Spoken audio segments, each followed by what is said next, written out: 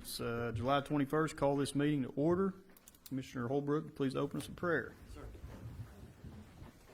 Heavenly Father God, we're just asking for your guidance and your protection over our community and those who dedicate their days to protecting it and those who call it home.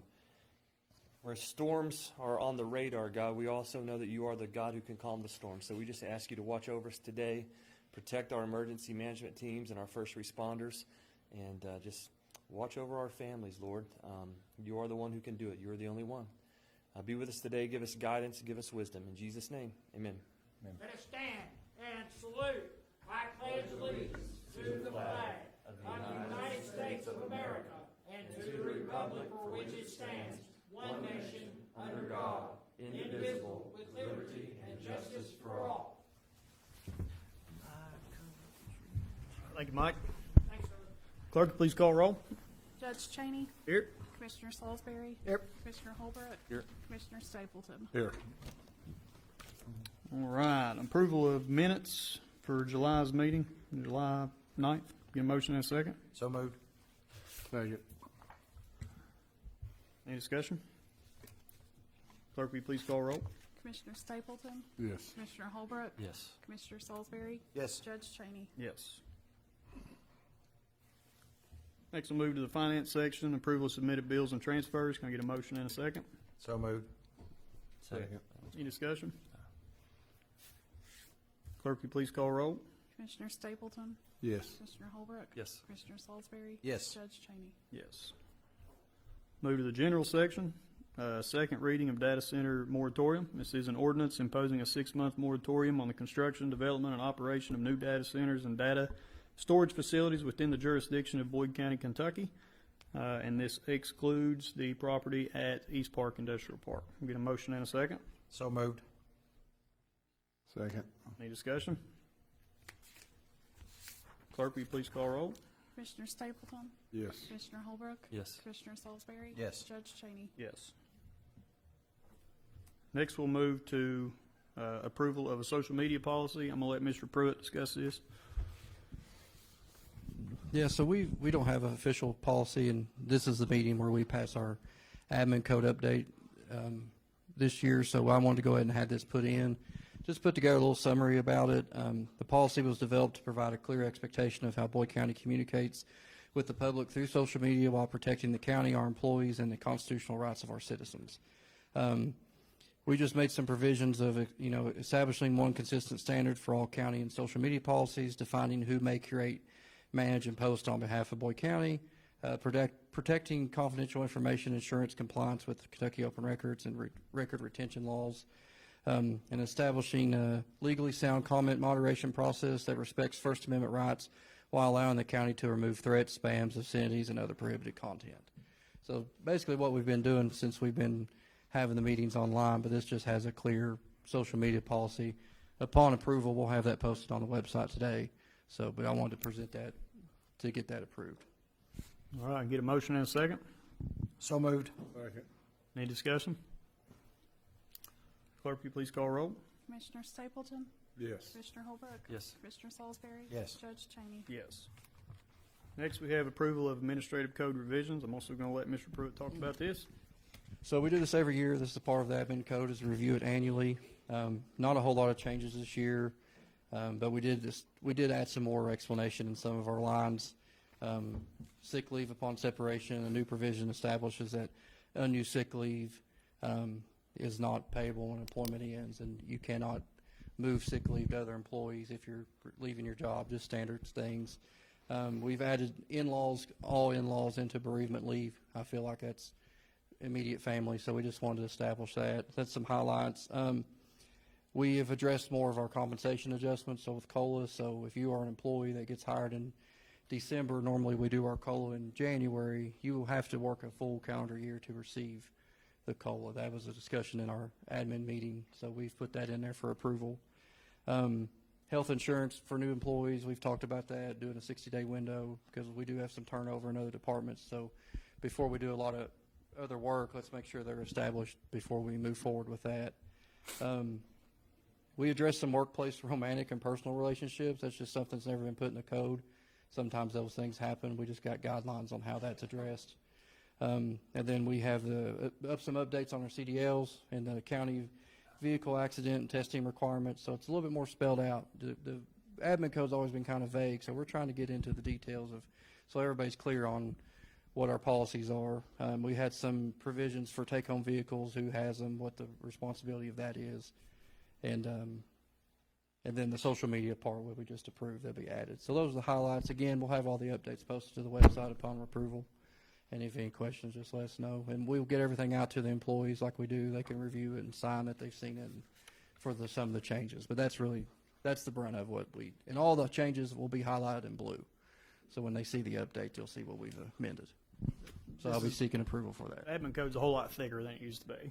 We spent the past kind of 8 years going through it, adding some things. There was a lot of, That's the brunt of Sorry. we just watched that live. I know. So when they see the I don't know why I did that. Long story short, it's more trying to streamline things. Just it makes sense to do it. There was a lot of things in here that always referred back to the judge, like the judge has final authority for this, and this. We really been working hard to remove those statements and more streamline it to not only empower supervision, but to have a dedicated, line of progression of how things work instead of just always saying, let's just go ask the judge, right? So it's been a lot of good changes in here, and this is a working document, so we'll be back next year with, I'm sure, additions we'll add in here, and we'll go from there. We'll get a motion and a second to approve. So moved. Any discussion? Will the social media policy now be adopted under the umbrella of the admin code from this point on? Yes. Okay. Yep, and it'll also see the more detailed social media policy after Gotcha. that. Yes. Okay. Have we had legal look at that? Curtis? Yes, I sent all to all elected officials on the June 25th, and Curtis got back with me, and so yeah, we run everything through that. All right, anything else on that? Clerk, will you please call roll? Commissioner Stapleton, Yes. Commissioner Holbrook, Yes. Commissioner Salisbury. Yes. Judge Cheney.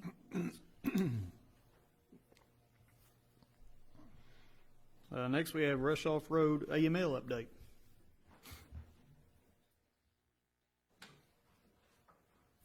How we doing, fellas? Good. I'm Michael Williams with E.L. Robinson Engineering. We are currently in pretty good shape on the Rush Off Road project. The road was finished up last fall. The water and sewer are currently being completed. The water is actually in service, and it was in service late spring. About 3 weeks ago, we had a startup on the lift station for the sewer. So right now, all that is substantially complete. It can be used. Water and sewer are in service. The only outstanding items we have, the contractor still has to put some stone and a fence around the lift station. And then we have a change order out. We approved for the contractor on the roadway to install some guardrail in 2 or 3 places along that road. Outside of that, just a little bit of general cleanup work, and we should be finished here in the next month or so with everything. We do have, we actually were under on the budget, so we have some money left over. We have been working with Eric Patton and Dave and Justin and Hunter with AML to try to get that spent towards something that can help, has to be associated with the project, but try to help the county at the same time. I'm hopeful that we can get that done because we need to get at least that section paved. Due to all the equipment that's been coming in and out, South Big Run definitely could use a little bit of 10 or 11 care, So and, I feel that this meets the specs, and I know we're working with AML on that to make sure, but that'd be great if we're able to get that done. Yep, I think so far all the interaction with them has been positive. Obviously, we worked in that area, made some road cuts and stuff, so we're trying our best to make sure we get to use that and help that road out some. How much was left over? Do you remember? Was it It's $350,000 to $400,000. okay? Awesome. Yeah, we definitely need to try and expend that. I mean, that's part of the project. I mean, it's still it would still qualify to me under the scope, right? But of course, Right, I'm biased. We've already mentioned it. We have progress meetings with the AML every month. And we breached it with them already, and probably what it's going to involve, you have 2 contractors that you procured and bid 2 years ago. It's going to involve that resurfacing of South Big Run is going to be run through one of the existing contractors' so that you don't have to go through all the procurement. Now, they're not paving contractors, but I understand the county and us, we've had, your paving company that does a lot of your paving, they've been out and looked at it and given prices. But it will be run through one of the existing as a change order. Is that what we understand? I get it. I mean, Yep. that makes sense. Otherwise, you have to go through all the- No, I don't want to do that. No. No, I get it. Remember 3 years ago when we had our first meeting, what was the first thing you said? Keep your eye on the budget. Yep. And You did. we're gonna, out of $4 million, you're going to have about 10% left. So it's glad that it turned out that way. And, Doesn't happen very often, does it? And, Good job. Yeah. Yeah, it doesn't always happen like that, but No. we sure try. we were all worried 3 years ago, right after COVID and inflation was out of control. Remember all that? And we got 2 good bids, and here we are, finishing things up. So That's good. We appreciate you. Done a fantastic job, and we're glad to see this project kind of come to a close. And let's just get it across the finish line now and get this South Big Run taken care of. That'd be extremely helpful. Thank you all very much. Yes. Next on the agenda, we have Coroner Mark Hammond.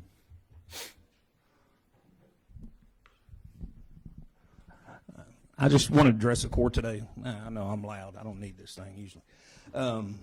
On April or in May, when my salary was supposed to be set, it didn't get set. So June rolled around, June 30th, 5 minutes before the meeting, I realized that you all had voted not to give me a raise. Or you didn't vote for it, but the votes weren't there. I'm questioning why that is. Why? I mean, I don't think, number one, I think a lot of people, and you all included, think I'm an employee of the county. I'm not. I'm an elected official, probably the longest elected official sitting here. Yeah, I don't think that. I started in 2011, started with the coroner's office in 2007. You know, just in your all's tenure, we reviewed, just since you all been in there the last 4 years, 5,135 deaths.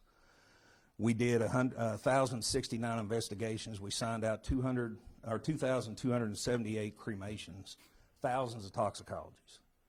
We have a very experienced coroner's office, but I can only get a raise every 4 years. And to not get that, I feel that's a slap in my face. Pretty hard, as a matter of fact. Up until this point, every 4 years I've come to Eric. Me, Eric, Justin usually work that out, and it's done. But when I started this job, I made $15,000 a year. I know some of you all have said, well, he works 2 jobs. Why does he want more money? Because I have to work 2 jobs. When I started here, I made $15,000 a year. My deputies made $8,000 a year. It's took since then to get them up to $20,000. It's took since then to get me up to $58,000. And I didn't even get that last year. I got $54,999, if you want to get really technical about it. I put a lot of hours into that coroner's office. There's people that call every single day wanting information from our office and everything else. We have real-time stats. You know, this year alone, we've been called out 250 times. We do between 26 and 28 cases a month. A lot of people will say, well, you know, sheriff's department's who investigates deaths. That's not true. They show up, they take information. What gets investigated is by us. Many, many years of us doing the work that we do, that I'm proud of, that I feel when June 30th hit, I got slapped in the face. You know, so I've come for answers. I mean, nobody except probably Eric and Justin has walked through my door in probably even longer than that. I'm a silent office, and I told Eric that. I'm a silent office. Maybe it's my fault that I'm a silent office, but I'm a silent office because I do my job. Have you once had a complaint on my office? Not one time. Because I do my job. I think since you all have been in office, my office has lost in a budget $50,000. I don't know if anybody knows that or not. $50,000. My budget's set when you all first come in at $317, I think, and it started slowly dropping down. And then this year I got hit with $30,000. because I knew it was a salary year for me. And that's always a big hit. So what I did, in agreements and through negotiations and everything else, I ended up losing a full-time deputy slot. I lost a part-time deputy slot. I merged a full-time deputy and my office manager together to save money. So really, I didn't get anything. My office didn't get anything. We keep losing. And I understand times are hard, but I've got the smallest budget there is. Guaranteed, if we lay out all the budgets in this county, mine's it. But everybody's still, I mean, $20,000 a year, most people will tell you they wouldn't get out of bed for $20,000 a year to go take care of people that's dead, make sure the investigation's done right, and everything else. I'll give you a classic example. You know, our average time on a death is about 12 hours, 12 to 15 hours. From start to finish is what it takes. If we work a homicide, which we've worked plenty, in the last 8 years, probably we spend over hundreds of hours working those. Every year, I save tons of money on the transportation side. If you all had to pay for the transportation side, you'd be paying $100,000 a year. We do it for about 45. Matter of fact, I'm hiring a transporter now. Probably got 100 applications out there to look at today when I leave here. You know, I bring in money that I never see that goes in the general fund. That's about, this year was over $25,000 from other counties that I do transports for. I never even see that. So what I'm asking for is a fair shake. And I'll answer any questions that you all have. Anything. All right, well, a couple things are off the top. I don't think anybody questions first off, nobody questions the work that you do at the coroner's office, period. I know you run the best coroner's office in the state of Kentucky, and I've been told that from here to Frankfort. And you're told that quite often, too, right? So there's nothing there that we're necessarily singling out your office. And I say that because I can go back and I can look at, I remember the generator that you had there when we first took office, you know, back in 2019. I mean, it didn't work, right, half the time. So we put a new gas line in. We got a new generator out back. The vehicles, it's always been an issue. We had allotted some deputy vehicles that we were going to send back to those old police cruisers we've allotted over there, and I know they're falling apart now. We're down to one. That's it. So I know everybody drives their own vehicle. I mean, we don't charge anybody mileage, anything like that. Yeah. We drive our own vehicles. Yeah, and I know you and I we've had great conversations regarding your deputies, and I think over the past 8 years, I think we've worked very hard to get them from that $8,000 up to where they're at now. And I appreciate that. They deserve every bit of that. The issue, and me and you've had this conversation, and I know that we both disagree with it, and it goes back to, I believe it's Governor Patton, right? And we go back to where myself, the jailer, the sheriff, we all make the same money all the way across the board, and that money is set by the state of Kentucky down to the penny. We make the same money, and you and commissioners were not included on that. So the state of Kentucky sets the salary cap for a 4-year period. After an elected official gets elected, they set the salaries for the next 4 years and what those raises will be. Those raises are set by the state of Kentucky, not this fiscal court. Correct. And it's a have-to-do-it type scenario. Trust me, during COVID, I've got an email to Rich Ornstein asking if we had to take our elected salaries or if we were allowed to put it on pause because we didn't know what was going to happen with loss of revenue from individuals working from home or being laid off, whatever it may be. And the answer was you have to take it. Constitutionally, you have to take it. The issue is you weren't included in that, and there was a and you know this better than me, but there was an argument between the is this correct? The governor and you are correct. The It's coroner. between the governor and the coroner in Boyd County, and so he at first knocked out the jailer and us. And then the negotiation came that the jailer got theirs, we didn't. So for, all this time, we've always come to an agreement. This is the first time when the 4-year mark hit that I got nothing. I mean, nothing. And if I would have asked for the high mark, the max I could have got was $97,000. I didn't ask for that. I told you I would settle for, I told you I'd settle for $75,000, $80,000. Yeah. And I would still, at $97,000, I would make 38% less than any of you guys make. Absolutely. And, my thing is I want to treat it fairly. If we can't come to an understanding, I'll be the first to say, and I've told you this for 4 years, or for 6 months now, that I have my retirement. My years have hit. What I don't want to do is see an office destroyed, and I'll gladly walk away and retire on December 31st of this year. Right. Because I'm not going to see it go. So you think with the funding cuts itself, you think you're going to see the office start to slip? The funding cuts, if I leave, other people's leaving. I'm not the only one leaving that office. So that goes into your lap. It don't go into mine. It's always in my lap, man. And Every day it's in like my I lap. told you, me and you have always, this is business. This has nothing to do with friendship. It has nothing to do with anything We've always else. separated that great, and we'll do And, the same right after this meeting. And I'll go to lunch with you after the Absolutely. meeting. But I think by any means that something has to be settled.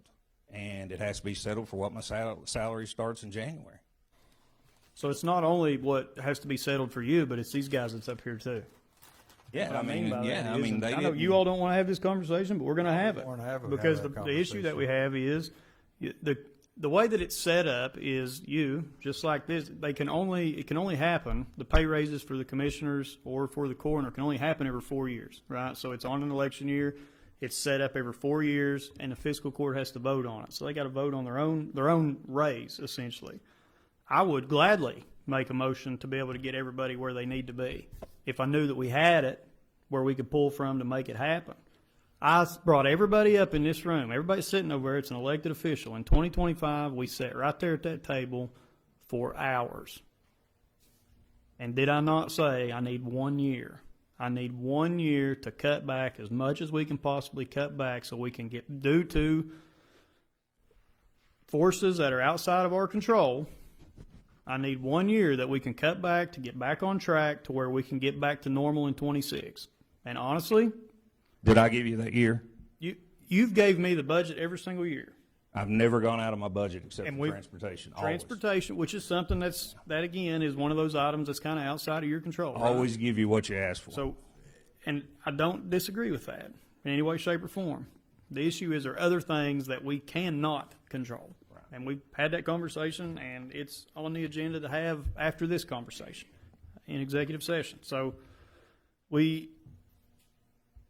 I don't know, Mark. I wish the best way and the easiest way to fix it is to, and I know the Coroner Association pushes for this every single year. They push to have have the coroner included with the other elected officials in the county to be able to put on their salary cap or the salary grade that they set.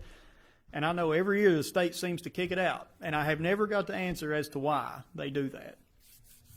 But for some reason they do. Now, between now and December, we figure something out, which we have a few options as far as funding sources and ways that we can save ways that we can save money. If we can figure something out in that time frame, and I think I told you last court meeting back there, I think I told you, you give me, I think it was, I don't know what I told you, 30 days or 3 months or whatever I told you back there. I can't remember. I said, we'll figure out what we can or cannot do. So I don't disagree with you. I think you run a great office. I think you've always run a great office. Those cuts were not just, they're not just on your office. We've cut everywhere. And that guy next to you right there, sheriff's office, he knows it. Bill knows it. Everybody in here, they know it. So just give me some time. Now, is it fair? I mean, we talk about fair all day long. I mean, the answer to that's no, that you're looking at another elected official that's set by the state of Kentucky, and I just get the raise every year, right? And this court don't vote on my raise. They don't get to do that, which I didn't set that up. That's not my fault. Same way with the sheriff and the jailer. It's set by the state of Kentucky. Should you be included in that? Yeah. Should these guys be included in that? 100%. Should there be a commissioner, magistrate, salary scale associated across the state of Kentucky? I think so. I do. But they're not. And they're not set there. So how we fix that problem, I don't know. I don't know, I'd like to see something set up in, if nothing else, in the county code of what a coroner gets paid from the minimum up. You know, they come in at this, if they're here another year, they get this, or just like your all salaries are. Yeah. Something has to give. And the reason I came today, you did tell me, you know, give you a little bit of time. I called the retirement board. The retirement board said, go ahead and file my papers and put the date on it. So, because it takes somewhere into 8 weeks for them to get everything lined up on their side. So that's why I'm here today. I'm here today because this has to be addressed. So I understand exactly what you're saying, and if you have to retire, you have to retire. Yeah. Do I want to see that? No, I don't want to see it. But if that's what's got to be done, then that's what's got to be done. And I fully get that and understand it. You're right. This does fall in my lap. There's a lot in my lap every single day. You know, all elected officials sitting over, they run their department. They've got the salary caps to do that. But the money comes through the fiscal court. It comes through my lap every single day is what I deal with, you know. And I love every minute of it. Don't get me wrong. But you got to take care of you. If you got to retire, you got to retire. It's what you got to do. That's fine. Do I want to see that happen? No, I don't. Can I make you any promises right now? I can't. I can't. So legally, can you do something on and before January? I guess that's my question. That's a question I Curtis or don't know. anybody else. That'd be a says by Curtis May question. 1st. By May 1st? KRS Of for- the election year? Of the before November election, it says KRS says May 1st for commissioners and for coroner. That is correct. It is by the election year, so May. I know this discussion came up back in April because I need to know what to do, whether I prepare an ordinance or not. The fiscal court chose not to do that. Now, the fiscal court can do a COLA increase, which is the consumer price index. But that is not a raise, it's just a consumer price That's just- index. That's admin code. That's cost of instead living, yeah. what That's we cost of said. living. But that can go on for, okay. And we can do, as a matter of fact, I think I even prepared an Yep. ordinance for that. I That can is even go not- further than that. I mean, since I was in office the very first time, our salaries haven't raised one bit. We still get paid, we're the third lowest paid. So there are 11, commissioners in the state of 11 counties in the state of Kentucky that use the commissioner's form of government rather than the magistrates, and of the 11, we're the third lowest in the state. But have one of the biggest populations. And I'm not trying to say anything about it, because I never do this for the money anyway. It's not about the money. It's about serving the constituents of Boyd County. The first thing I'll say about your position is, and I've been there since the beginning, and I've always supported the coroner's office, and I will always support the coroner's office.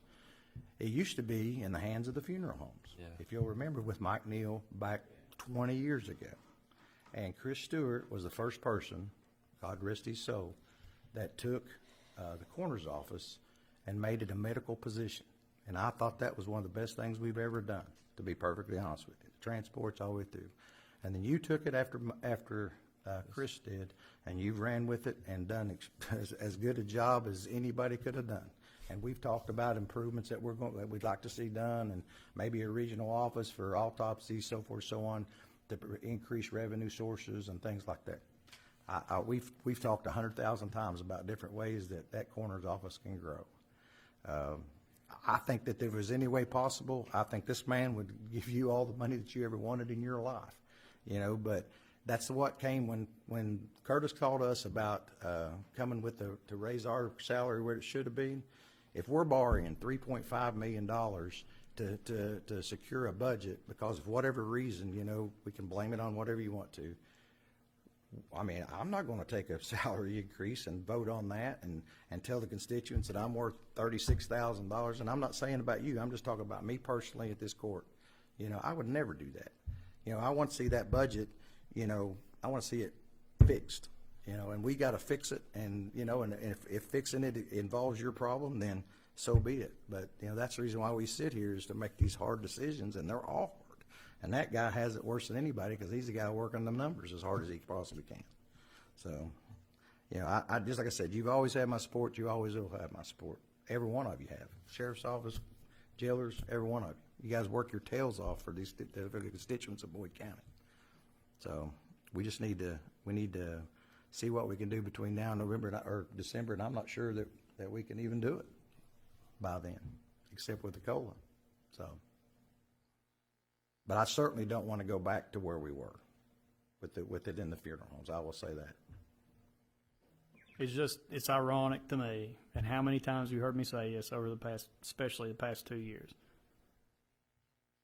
We're in here having a conversation right now that, yes, we could have fixed, but we're operating under the KRS, right, which is set by the state. And how many years in a row could the state have fixed this issue and fixed this problem? And just mandated it, right? Several problems. I don't know what to tell you, Mark. I know what you're worth.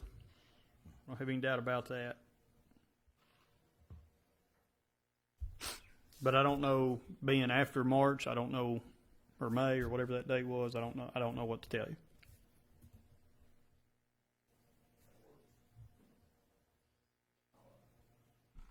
What I'll do is just, I'll file my papers, consider my last day December 31st, and if something works out, it works out. If it doesn't, then that's when I'm leaving. So I appreciate your time. Understood. Thank you, sir.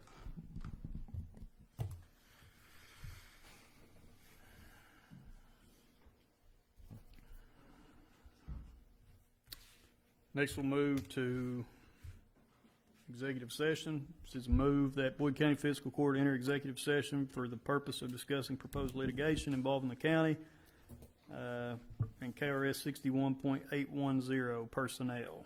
No final action will be taken in executive session. Can I get a motion in a second? Wait. So moved. Second. All in favor? Yeah.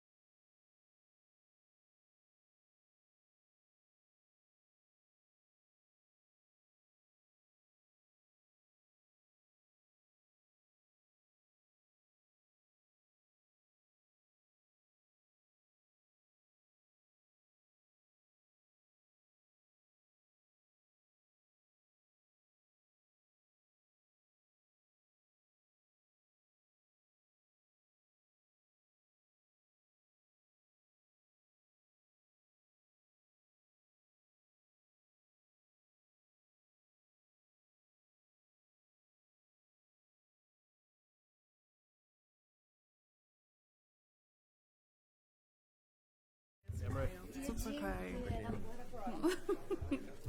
All right, we're back from executive session. No action was taken. I get a motion and a second to come back into a regular meeting. So moved. Second. Any discussion? Clerk, you please call roll. Commissioner Stapleton? Yes. Commissioner Holbert? Yes. Commissioner Salisbury? Yes. Judge Cheney? Yes. All right, next we'll move to transparency, community comment, or community development update.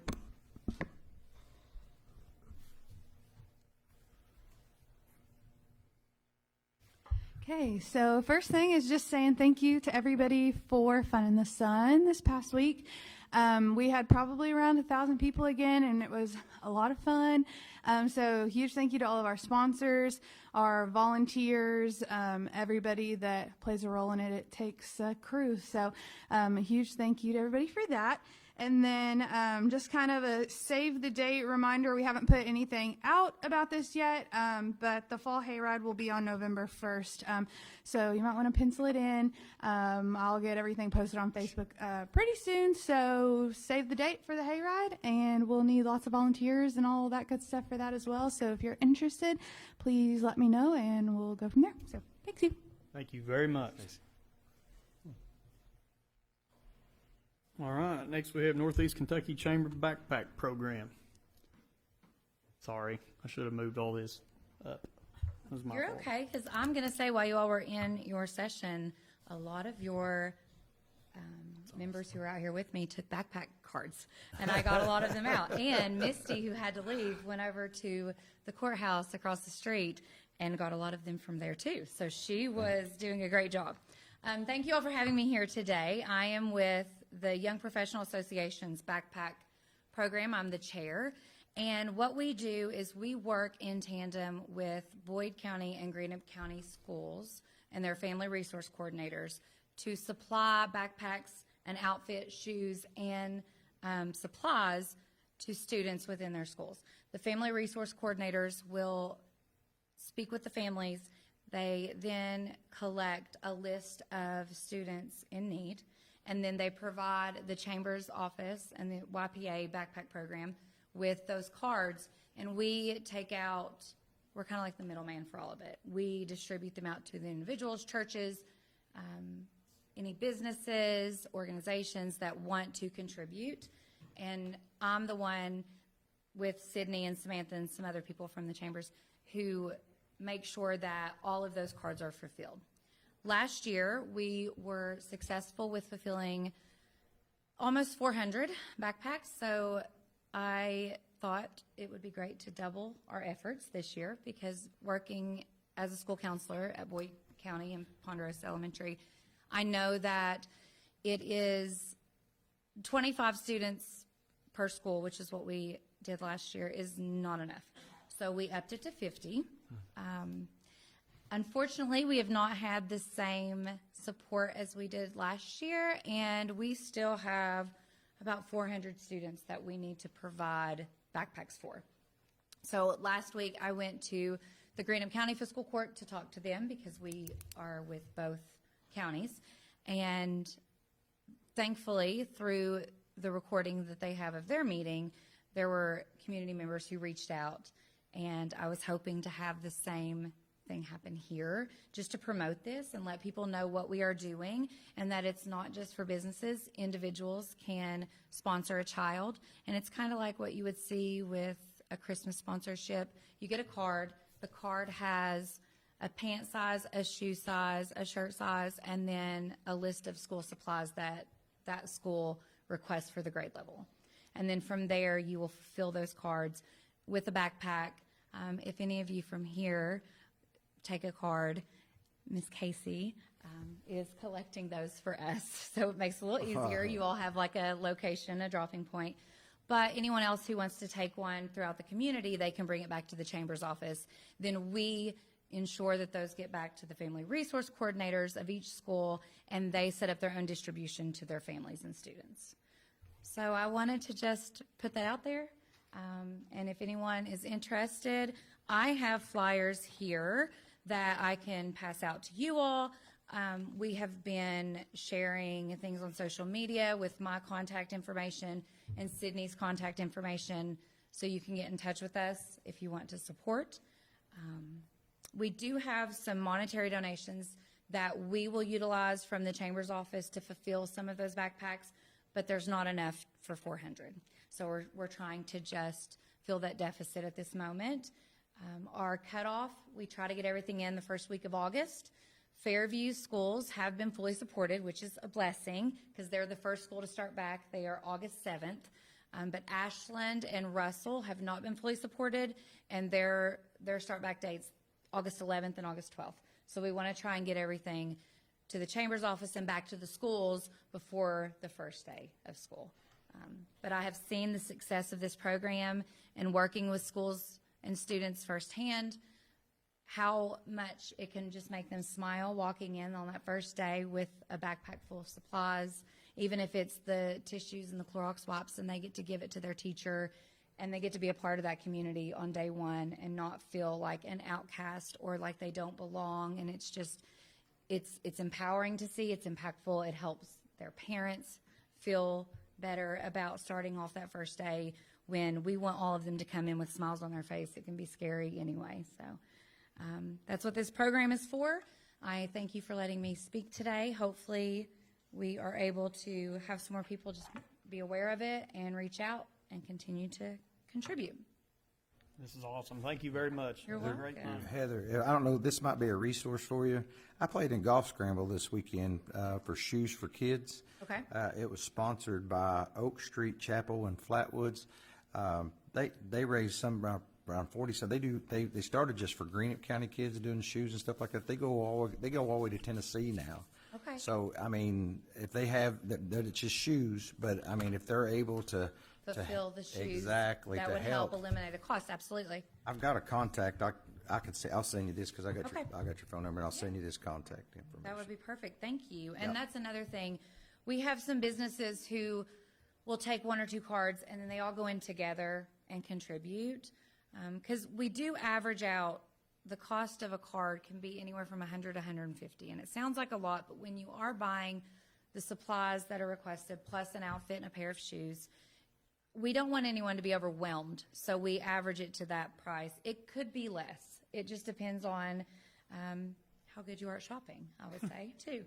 But we have backpacks at the Chambers, too. So if we could help eliminate some of that cost, or if you're someone who can't give the $100 to fulfill a full card, but you want to contribute monetarily, that's still helpful.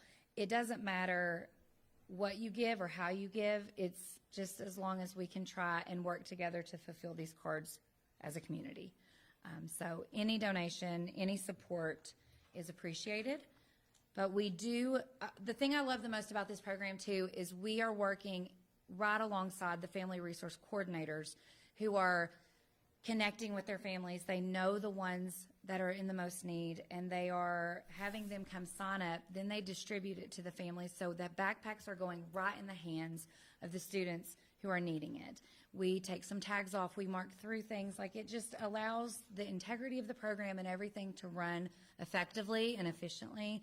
So we know that the items that are being donated and the generosity of our community isn't being taken advantage of, and it's actually going back into the community the way that it should be. So thank you so much. Well, thank you very much. We'll do all we can to help you. Good job. Okay, I appreciate it. Thank you.